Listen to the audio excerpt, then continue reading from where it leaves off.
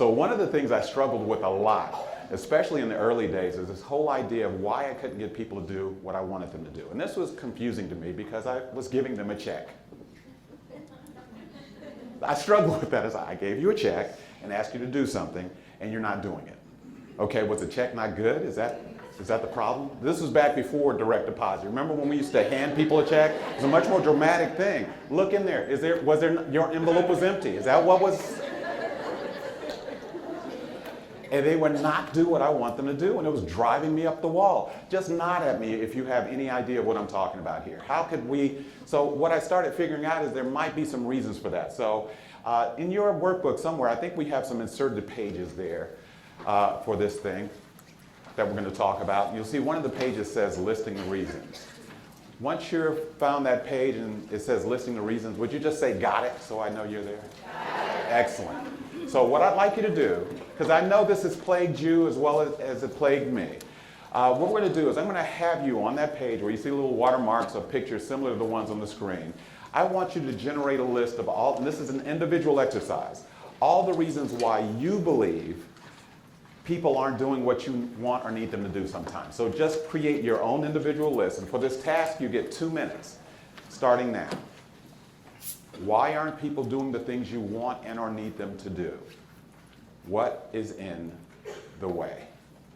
Over to you next. Okay, so here's what we're going to do. We're going to take a little rolling poll of the room.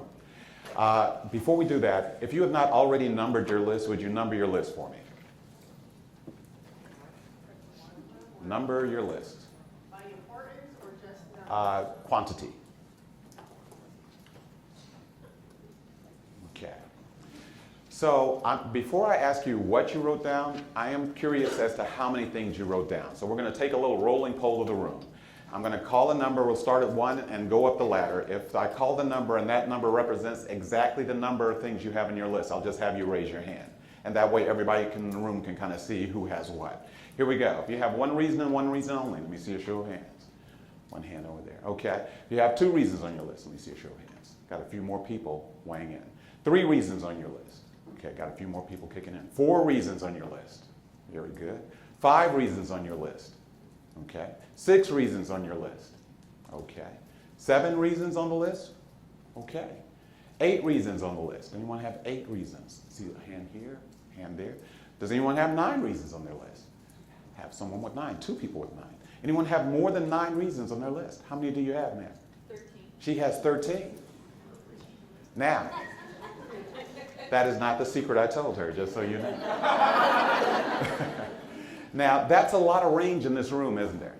Between 1 and 13. Now, I whispered a secret to you. If you could recall and kind of verbalize that secret with a little gusto so they could hear what I said. Over half the people in the room will have between 4 to 6 reasons. Yep. In fact, it was a little closer because there was a bunch of 7s in here too. So if we spread, but that's pretty accurate. By the way, you know how I know that's the case? Because I've done this exercise about 1,000 times. And every time it bears out exactly the same way. But what if I told you there actually are 13 reasons? 13 distinctly different reasons why people aren't doing what you want and or need them to do. Now, let's say that the mean or median number, I was bad at math, so I don't know which, average number was 5. I don't know how to do the calculation. I'm a talking guy, not a math guy. But let's say the average number is 5. Let's say I wrote down 5, and this guy in the front of the room just said there's 13. Well, I can do the simple math. 13, take away 5, that's 8. Okay, that means I may be missing 8 things. But here's what it may mean more importantly. If I wrote down 5 things, I probably have 5 strategies to deal with those 5 things. But what if what I'm dealing with is not one of those 5 things?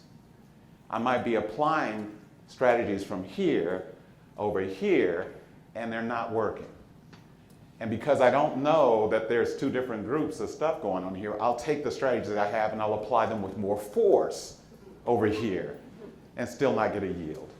You know what? I'm going to have all you people write this down and sign it so I know you, and I still won't get a yield. Now, at this point, not only am I getting frustrated, who else is getting frustrated? The people I want the behaviors from. Ain't that something? So, let's see if we can figure out what these other reasons are. And now I'm sure that everyone in this room is going to see reasons that you put down come up on the screen. In fact, if you see there's a little pattern over the next couple of pages. One says R equals something and S equals something, and write reasons and strategies next to that, because what we're going to do is talk about the reasons and the strategies. And then you'll see a trend kind of flow over the next few pages or so. R1, S1, R2, S2, R3, S3. So we're going to talk reason, strategy, reason, strategy, reason, strategy. And we're going to do it in a very succinct but fun way. Now, here's the deal. As we go through the list, if one of your reasons shows up on the screen, I said most people don't get 13. If one of your reasons does show up, and I'm pretty sure it will, I'd just like you to say bingo, so everyone in the room knows that was one of your reasons. Okay? Cool. Now, don't come running up here. There's no actual prize. This is for your emotional gratification. All right. Ready to get started? All right. Reason number one, people aren't doing what we want or need them to do. They don't know how to do it. Very typical.